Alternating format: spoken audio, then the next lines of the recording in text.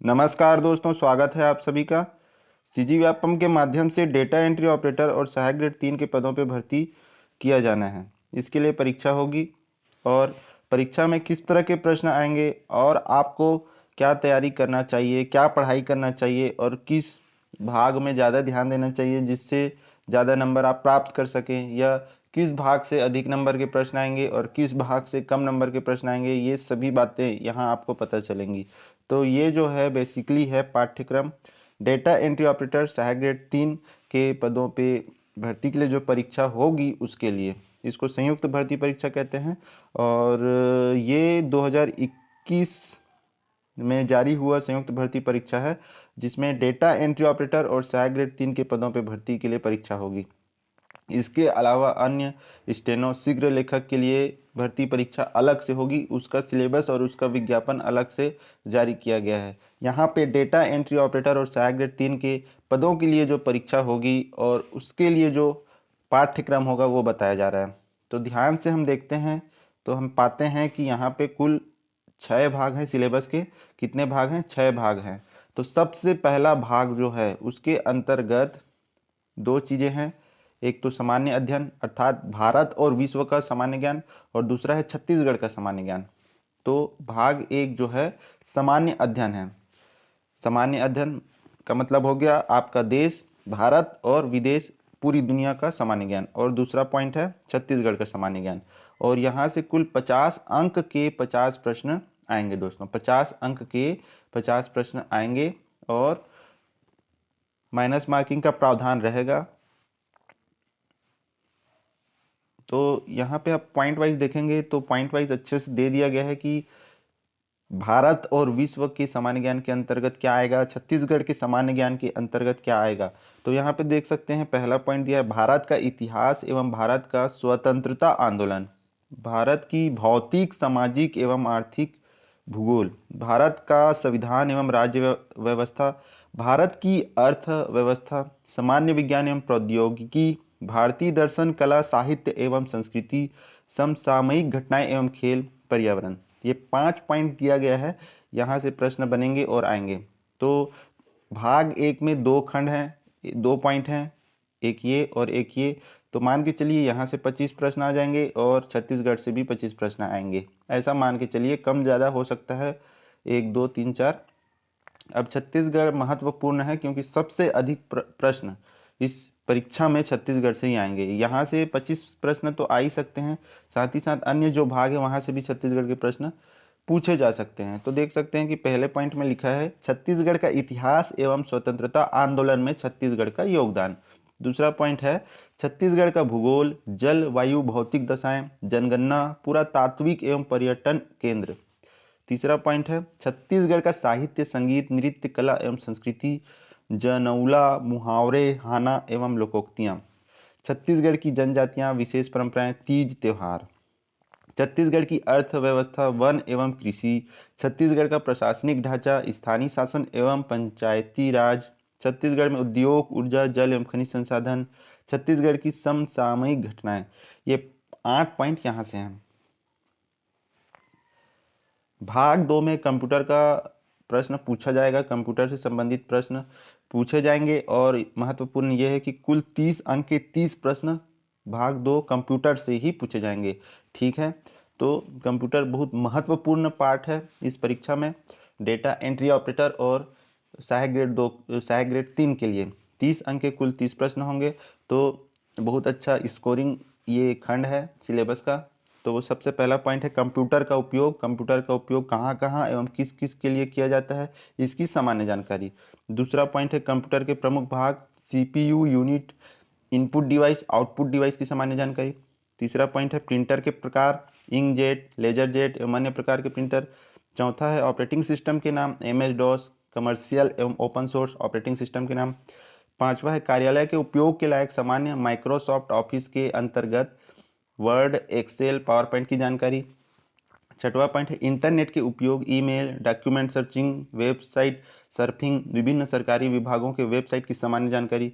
सातवां पॉइंट है एंटीवायरस के उपयोग, कंप्यूटर वायरस से होने वाले नुकसान एवं कंप्यूटर वायरस की सामान्य जानकारी। आठवां पॉइंट है मल्टीमीडिया के उपयोग, ऑडियो, वीडियो एवं टेक्स्ट का उपयोग करने की सामान्य जानकारी। 9वां है सीडी डीवीडी से संबंधित सामान्य जानकारी। 10वां है गूगल अलविस्ता यूट्यूब की सामान्य जानकारी। सर्च इंजन से वांछित जानकारी कैसे प्राप्त की जाए इसकी सामान्य जानकारी। तो ये टॉपिक है और ये महत्वपूर्ण टॉपिक है। यहाँ से 30 अंक के 30 प्रश्न पूछे जाएंगे। भाग 2 है ये। भाग 3 से सामान्य मानसिक योग्यता के 30 अंक के 30 प्रश्न पूछे जाएंगे। ये भी स्कोरिंग सब्जेक्ट है या स्कोरिंग भाग है इस सिलेबस का। सामान्य मानसिक योग्यता, इसको रीजनिंग अंग्रेजी में हम कहते हैं, रीजनिंग। इस भाग में निम्नलिखित से संबंधित प्रश्न पूछे जाएंगे। तर्क करना, संबंध देखना, एनालॉजी, आंकिक योग्यता आदि।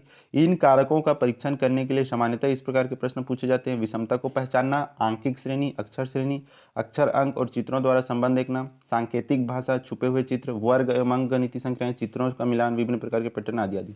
तो व्यापम में जिस तरह का पूछा जाता है रीजनिंग, उसी तरह का रीजनिंग इसमें पूछा जाएगा। व्यापम की बहुत सारी परीक्षाएं सालों से होते आ रहे हैं, तो वहाँ से आप देख सकते हैं कि किस तरह के रीजनिंग के प्रश्न पूछे जाते हैं।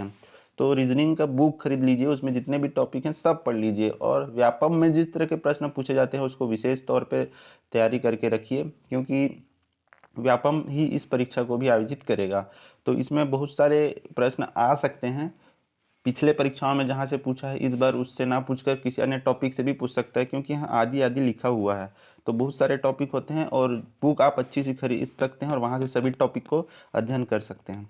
अगला हमारा भाग है सामान्य गणित, जहाँ से 30 अंक के 30 प्रश्न पूछे जाएंगे, और ये भी बहुत अच्छा स्कोरिंग मान सकते हैं। अगर आपसे गणित अच्छे से बने तो, और नहीं बने तो आप स्कोरिंग नहीं मान सकते, लेकिन स्कोरिंग ही है ये भी। और यहाँ आप देखेंगे कि इकाई 1, इकाई 2, इसी तरह से इकाई 3, 4, 5, 5 इकाई में बांटा गया है।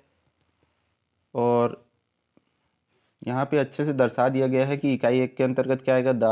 दार्शनिक प्रणाली, मीट्रिक प्रणाली, लंबाई, क्षेत्रफल, आयतन, द्रव्यमान, समय के माप। दूसरा संख्याएं, पूर्ण, सम, विषम, अभाज्य संख्याएं, आरोही अवरोही क्रम, स्थानीय मान, साधारण भिन्नम, दशमलव भिन्नम, वर्गमूल।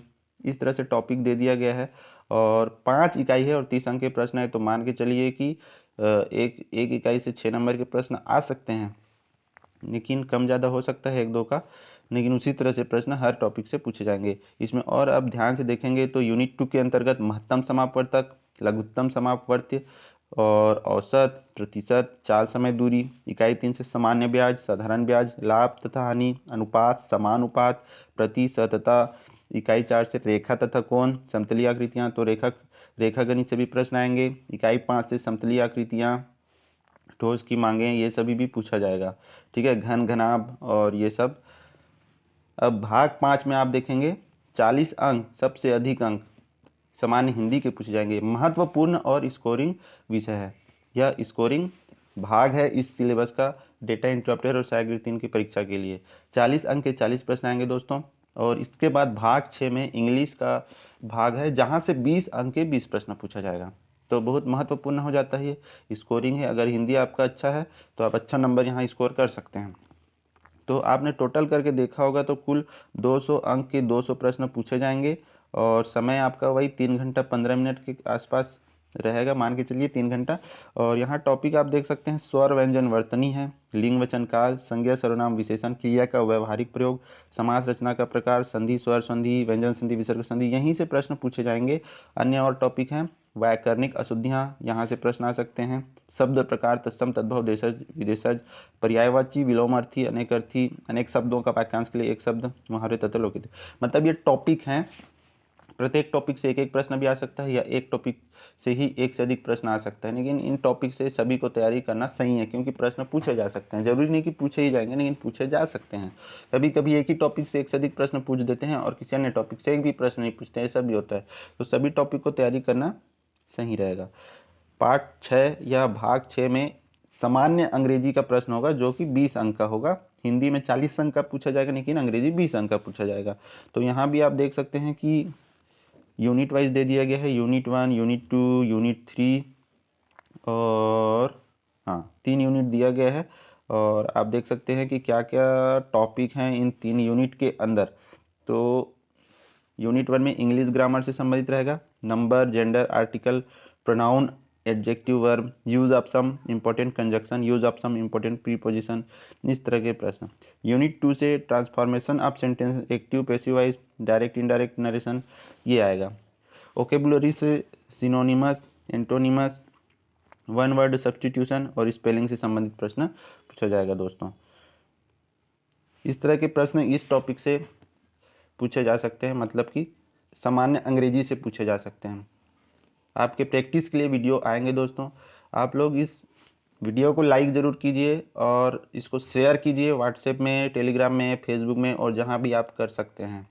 अगर आपने अभी तक इस चैनल को सब्सक्राइब नहीं किया है तो लाल कलर का सब्सक्राइब बटन दिख रहा होगा, उसे ज़रूर दबाएं। उसके बाद बेल आइकन दिखता है, उसे ज़रूर दबाएं, ताकि आपको नए नए वीडियो की जानकारी मिल सके। किस तरह के प्रश्न पूछे जाते हैं, किस तरह से आपको पढ़ाई करना चाहिए, इससे संबंधित वीडियो के लिए ज़रूर आप यहाँ पे इसको सब्सक्राइब करके रखिए और कुछ ना कुछ यहाँ से आपको आइडिया मिलेगा ही। 0.1% का भी कुछ जानकारी आपको यहाँ से मिलता है तो आपके लिए बहुत उपयोगी होगा, क्योंकि पॉइंट के अंतर से ही व्यक्ति जो है नौकरी से वंचित रह जाता है, इतना कंपटीशन रहता है। ठीक है, तो नीचे कमेंट बॉक्स है, वहाँ आप लिख भी सकते हैं जो भी आप लिखना चाहें, आपके सुझाव या फिर आपके बातें आप लिख सकते हैं दोस्तों नीचे। और यहाँ डिस्क्रिप्शन में लिंक दिया है, वहाँ जाके अन्य सोशल मीडियाज़ को भी आप ज्वाइन कर सकते हैं, टेलीग्राम और जो भी है फेसबुक ग्रुप सब ज्वाइन कर सकते हैं। ठीक है, धन्यवाद दोस्तों।